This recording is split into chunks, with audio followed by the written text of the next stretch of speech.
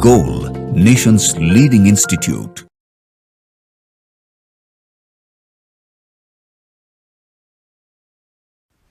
Hello students, we are going to discuss the inorganic question of examination spot test series 3 for 2025 which was held on 31st January 2025. We will discuss the inorganic question of this examination. Question number first जो inorganic का है that is question number 49. Select the correct one among given options. इसमें से सही कौन है सो select करना है हमको. NH3, PH3, ASH3, SBH3 का बेसिक कैरेक्टर के बारे में बोल रहा है. हाइड्राइड में जो भी हाइड्राइड हो उसके डाउन द ग्रुप जाते हैं तो एसिडिक कैरेक्टर बढ़ता है क्योंकि इसका बॉन्ड लेंथ बढ़ता है. जब बॉन्ड लेंथ इधर से इधर जाएंगे तो बॉन्ड लेंथ बढ़ेगा, बॉन्ड लेंथ बढ़ेगा तो बॉन्ड डिसोसिएशन एनर्जी घट जाएगा और बॉन्ड डिसोसिएशन एनर्जी घटने से एसिडिक कैरेक्टर बढ़ता है, बेसिक कैरेक्टर घटता है. इसमें बेसिक कैरेक्टर बढ़ते हुए घटा दिखा रहा है, गलत है. बॉइलिंग पॉइंट है H2O, H2S, H2SC, H2TE. इसमें हाइड्रोजन बॉन्डिंग होता है, बाकी सब में वैन डर वाल्स फोर्सेस होता है directly proportional to molecular weight. इसलिए H2O का बॉइलिंग पॉइंट सबसे ज़्यादा हो जाएगा. इसमें मॉलिक्यूलर मास H2TE का ज़्यादा है इसलिए H2TE का ज़्यादा होगा. फिर H2SC का होगा, उसके बाद H2S का सबसे कम मॉलिक्यूलर मास होता है इसलिए इसका बॉइलिंग पॉइंट सबसे कम हो जाएगा. H2O सबसे ज़्यादा, फिर H2TE, फिर H2SC, सही ऑर्डर है. Boiling point HCl, HF, HBr और HI में सबसे ज़्यादा होता है HF का. फिर से इसमें हाइड्रोजन बॉन्डिंग है. फिर HI का होता है, फिर HBr का होता है, फिर HI का होता है. रीजन सेम है. क्या सेम है? जो उसमें बात किए थे इसमें हाइड्रोजन बॉन्ड होता है और बाकी सब में वैन डर वाल्स फोर्सेस होते हैं directly proportional to molecular weight. इसलिए HI का ज़्यादा, फिर HBr, फिर HI का हो जाता है. ये ऑर्डर गलत है. एसिडिक कैरेक्टर H2O, H2 नहीं, acidic character down the group जाते हैं तो एसिडिक कैरेक्टर इसका बढ़ेगा. हाइड्राइड का अभी बात किए हैं, एसिडिक कैरेक्टर बढ़ता है हाइड्राइड का. जितने भी हाइड्राइड हो सारे का acidic character down the group increase करता है. इसलिए एसिडिक कैरेक्टर H2O के बाद H2S, उसके बाद H2S, सबसे ज्यादा H2TE का होना चाहिए. तो ये भी ऑर्डर गलत है. तो सही कौन सा होगा? सेकेंड. 49 का सही ऑप्शन होगा ऑप्शन नंबर सेकेंड. अगले क्वेश्चन पे मूव करते हैं. Question number 56. Which of the following is correct order of ligand field strength. ये हमारा जो स्पेक्ट्रोकेमिकल सीरीज है उस पर क्वेश्चन है. आई, बारिश, सनी, क्लास से फरार, हाथी और बैल, हाथी और बैल, पानी में नाचे, इडियट अमन, इंग्लैंड सेना को चला. ये सबसे वीक होता है, वीक फील्ड लिगेंड है यहाँ से, और ये सबसे स्ट्रॉन्गेस्ट फील्ड लिगेंड है. देख लिया जाए, सबसे स्ट्रॉन्ग तो CO होगा, सबसे स्ट्रॉन्ग तो CO होगा. तो इसलिए CO अगर वीक है तो सब में गलत हो जाएंगे. CO यहाँ भी, ये भी गलत हो जाएंगे. CO यहाँ पे है सबसे वीक, ये भी गलत हो जाएंगे. देखो CO सबसे स्ट्रॉन्ग, उसके बाद EN यहाँ पे सही है, उसके बाद अमोनिया भी सही है, फिर ऑक्जेलेटो ये भी सही है, फिर सल्फर सही सही है. तो फोर्थ सही हो जाएगा. यही ऑर्डर होता है, सबसे वीक ये होता है और सबसे स्ट्रॉन्ग कार्बोनिल होता है अपने सीरीज में.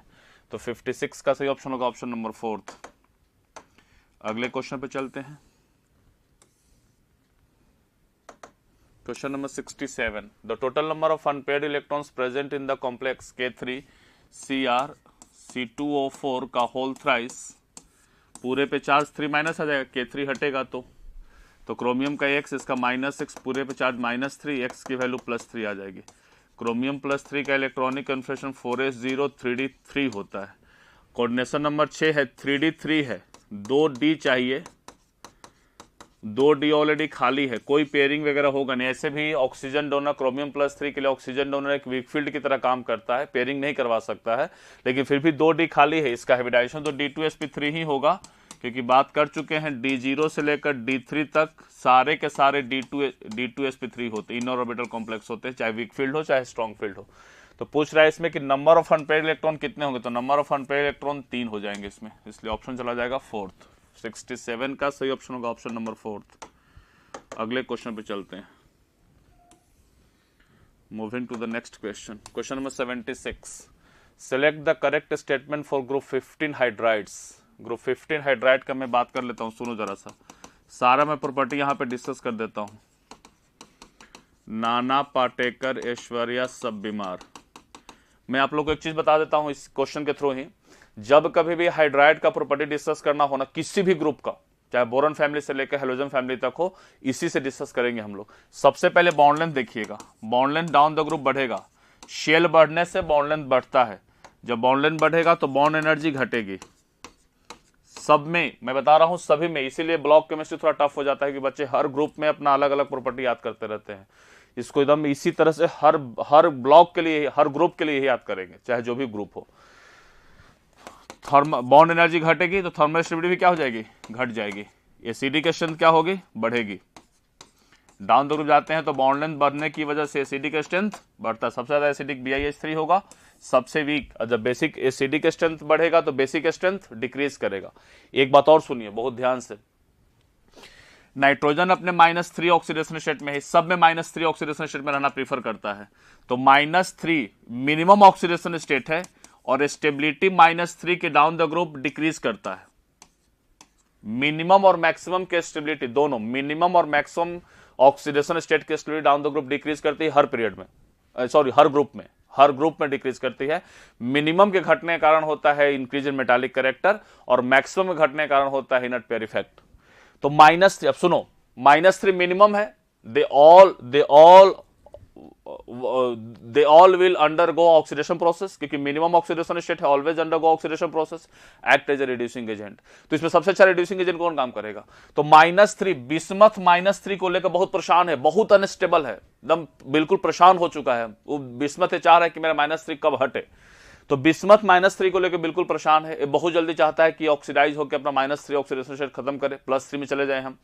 तो इसको ऑक्सीडाइज होने की टेंडेंसी सबसे ज्यादा है, ये ऑक्सीडेशन सबसे फास्ट करेगा, इसलिए सबसे अच्छा रिड्यूसिंग एजेंट भी यही हो जाएगा और सबसे पुअर रिड्यूसिंग एजेंट हो जाएगा। तो रिड्यूसिंग एजेंट का कैरेक्टर डाउन द ग्रुप बढ़ेगा, सबसे अच्छा रिड्यूसिंग BiH3 होगा और सबसे पुअर रिड्यूसिंग NH3 हो जाएगा, ठीक है। और मेल्टिंग एंड बॉइलिंग पॉइंट के लिए, melting point and boiling point के लिए hydrogen bonding and van der Waals forces, although इसमें बॉइलिंग पॉइंट में एक्सेप्शन आता है, थोड़ा सा नाइट्रोजन का बॉइलिंग पॉइंट घट जाता है और हेलोजन में थोड़ा मेल्टिंग पॉइंट में एक्सेप्शन चला जाता है। वो ब्लॉक केमिस्ट्री का लेक्चर देखिएगा, उसमें मिल जाएगा आप लोग को। आया जाए NH3, PH3, SS3, SBH3, BiH3, stability of hydrides बिल्कुल सही है ना, थर्मल स्टेबिलिटी ऑफ हाइड्राइड सही है, स्टेबिलिटी बढ़ेगा। Reducing ability of hydride, reducing ability of hydride down the group बढ़ेगा, PH3 का सबसे ज्यादा नहीं होगा, सबसे ज्यादा BiH3 का, अभी बताया है। रिड्यूसिंग एबिलिटी -3 सबसे लीस्ट स्टेबल है बिस्मथ में, इसलिए सबसे जल्दी ऑक्सीडाइज वो होना चाहेगा। जब ऑक्सीडाइज अच्छा होगा तो रिड्यूसिंग एजेंट अच्छा काम करेगा, इसलिए गलत ऑर्डर हो जाएगा sir. NH3, PH3, SS3, SBH3 basicity of hydride ना, ये गलत है, यहां से घट रहा, यहां घटा फिर यहां बढ़ना शुरू हो जाएगा, ये गलत है। Basic strength down the group, basic strength down the group, अगर एसिडिक बढ़ता है तो बेसिक क्या होगा, घटेगा, रेगुलर डिक्रीज हो जाएगा। Among hydrides NH3 is the strongest reducing agent, गलत हो गया ना, सबसे स्ट्रॉन्गेस्ट कौन है, BiH3 is the strongest reducing agent, गलत हो गया। तो सही कौन सा है, फर्स्ट, 76 का सही ऑप्शन होगा ऑप्शन नंबर फर्स्ट। अगले क्वेश्चन पे चलते हैं, moving to the next question. Among the group 16 hydrides the maximum bond, अभी जस्ट बात किए हैं। अब सेकंड ऑक्सीजन फैमिली का है H2O, H2S, H2SC, H2T। फिर से वही कहानी शुरू करेंगे, बॉन्ड लेंथ से शुरू कीजिए। Bond length down the group बढ़ेगा, क्योंकि ग्रुप चेंज होता है, पीरियड चेंज हो गया, शेल नंबर चेंज हो गया, तो बॉन्ड लेंथ बढ़ेगा, इसमें कोई एक्सेप्शन नहीं होता है। बॉन्ड लेंथ बढ़ेगा तो बॉन्ड एनर्जी घटेगा, बॉन्ड एनर्जी घटेगा तो थर्मल स्टेबिलिटी भी घटेगी। तो बॉन्ड एनर्जी क्या पूछ रहा है, मैक्सिमम बॉन्ड एनर्जी H2O का हो जाएगा, first option is the correct one. And the minimum bond energy H2T का हो जाएगा, इसका मैक्सिमम है, तो इसलिए 77 का सही ऑप्शन होगा ऑप्शन नंबर फर्स्ट। अगले क्वेश्चन पे चलते हैं, moving to the next question, question number 80। Among the following the most stable complex is, देखिए स्टेबिलिटी के लिए जो ऑर्डर फॉलो करेंगे, सबसे पहले types of complex. Types of complex कहने का मतलब यह है कि स्क्वायर प्लेनर कॉम्प्लेक्स की स्टेबिलिटी सबसे ज्यादा होती है, उसके बाद ऑक्टाहेड्रल की होती है, उसके बाद टेट्राहेड्रल की होती है, क्योंकि stability is directly proportional to crystal field splitting energy. जिसकी स्प्लिटिंग एनर्जी ज्यादा होगी उसकी स्टेबिलिटी ज्यादा होगी, इसलिए स्क्वायर प्लेनर कॉम्प्लेक्स सबसे ज्यादा स्टेबल, फिर ऑक्टाहेड्रल, सबसे कम स्टेबल होता है टेट्राहेड्रल। अगर टाइप सेम है, सबके सब स्क्वायर प्लेनर है, सबके सब ऑक्टाहेड्रल है, सबके सब टेट्राहेड्रल है, तो हम लोग फिर देख लेते हैं type of CMI. Type of CMI मतलब ये होता है सीरीज, चेक करो सीरीज, मतलब 5D वाला सबसे ज्यादा स्टेबल होगा, फिर 4D वाला, फिर 3D वाला होगा, इसमें भी कोई एक्सेप्शन नहीं है। सबसे ज्यादा स्टेबल 5D, 3D, देन सबसे ज्यादा 5D, then 4D, then 3D। अगर सीरीज भी सेम हो जाए देन सबसे ज्यादा कार्बन डोनर, फिर चिलेशन चेक करते हैं, फिर ऑक्सीडेशन स्टेट ऑफ मेटल, और फिर स्पेक्ट्रोकेमिकल सीरीज। स्पेक्ट्रोकेमिकल सीरीज सबसे पहले अगर स्क्वायर प्लेनर कॉम्प्लेक्स है it is always more stable then octahedral, कोई ऑक्टाहेड्रल कॉम्प्लेक्स है it is always more stable then tetrahedral complex, इसमें कोई एक्सेप्शन नहीं है।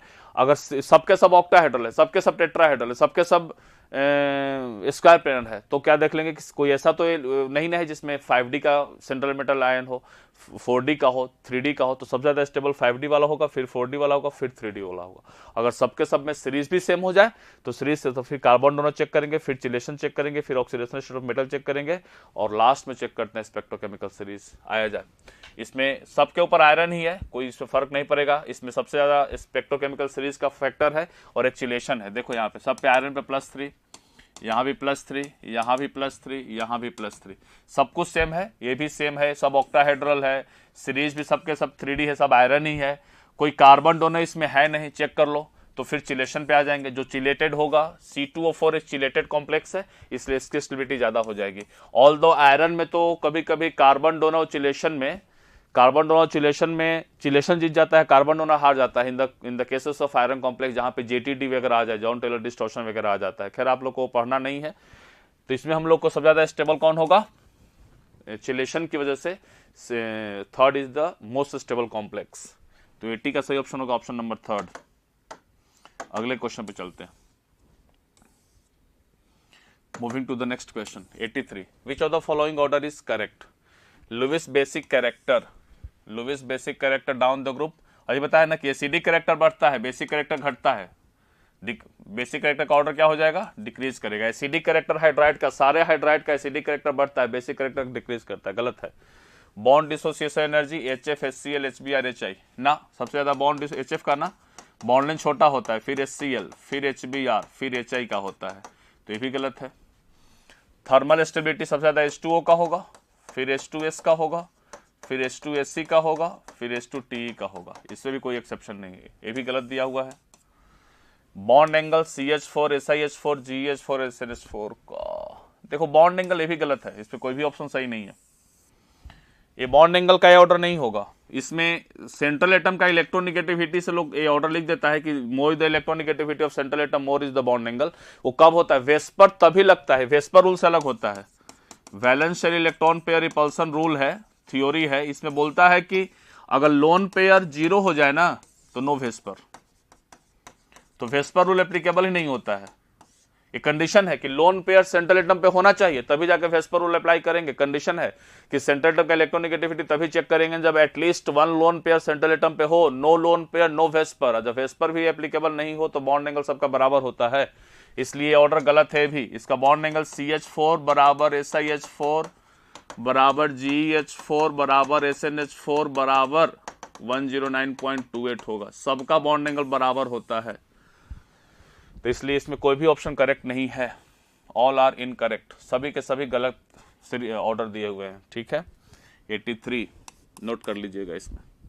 अगले क्वेश्चन पे चलते हैं, moving to the next question 86, the hydrogen halide which shows the highest pK value. बहुत आसान अभी बताए थे, HF, HCl, HBr और HI। Acidic strength, bond length बढ़ने की वजह से एसिडिक स्ट्रेंथ बढ़ता है, सॉरी, तो सबसे ज्यादा एसिडिक कौन होगा, के वैल्यू मैक्सिमम किसका होगा, HI का। जिसका के वैल्यू मैक्सिमम होता है उसका पीके वैल्यू मिनिमम हो जाता है। क्या पूछा है, हाईएस्ट पूछा है, तो HF के वैल्यू मिनिमम किसका होगा, HF का।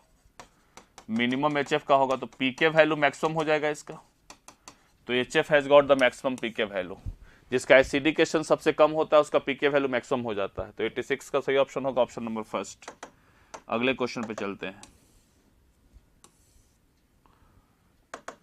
Question number 87, the IUPAC name of the complex this one.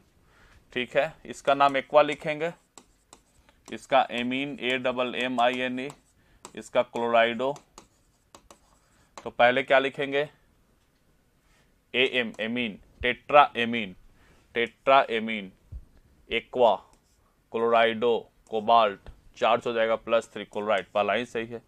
Tetra amine, aqua, chloro, cobalt 2 नहीं +3 आ जाएगा, ये गलत है। टेट्रा एक्वा पहले नहीं, पहले एमीन आएगा। टेट्रा एमीन, क्लोराइडो पहले नहीं, टेट्रा एमीन ये भी नहीं, ये भी गलत है, तो सही पहला ही सही लग रहा है। टेट्रा एमीन, एक्वा, क्लोराइडो, कोबाल्ट 3, सब कुछ अल्फाबेटिकल ऑर्डर में लिखा हुआ है। कोबाल्ट का ऑक्सीडेशन में +3 होगा, क्लोराइड है, इसलिए 87 का सही ऑप्शन होगा ऑप्शन नंबर फर्स्ट। अगले क्वेश्चन पे चलते हैं, moving to the next question. Assertion reason COF6 3- is paramagnetic, बिल्कुल सही है। कोबाल्ट +3 है, 4s0 3d6 होता है, 3d6 1 2 3 4, और कोबाल्ट +3 के लिए F- एक WFL की तरह काम करेगा। कोबाल्ट +3 के लिए ऑक्सीजन डोनर स्ट्रॉन्ग फील्ड हो जाता है, लेकिन हेलोजन वीक फील्ड की तरह ही काम करता है। वीक फील्ड है इसलिए पेयरिंग अलाउड नहीं है, नो पेयरिंग, इसलिए इसमें पैरामैग्नेटिक होगा, और पैरामैग्नेटिक में मैग्नेटिक मोमेंट का वैल्यू हो जाएगा √4 × 4 + 2 √24 बोहर मैग्नेटॉन। तो इसीलिए ये सही ऑप्शन है, पैरामैग्नेटिक होता है। CO+3 has D6 outer electronic configuration, बिल्कुल सही है, D6 है इसमें, देखो D6 electronic configuration. Due to weak field ligand of the F- the unpaired electron do not pair, बिल्कुल सही है। दोनों असर्शन भी सही है, रीजन भी सही है, और इसका करेक्ट एक्सप्लेनेशन भी है। Both assertion reason are true and the reason is the correct explanation of A। तो 89 का सही ऑप्शन होगा option number first. So this is all about your inorganic question. Thank you everyone. Thank you so much.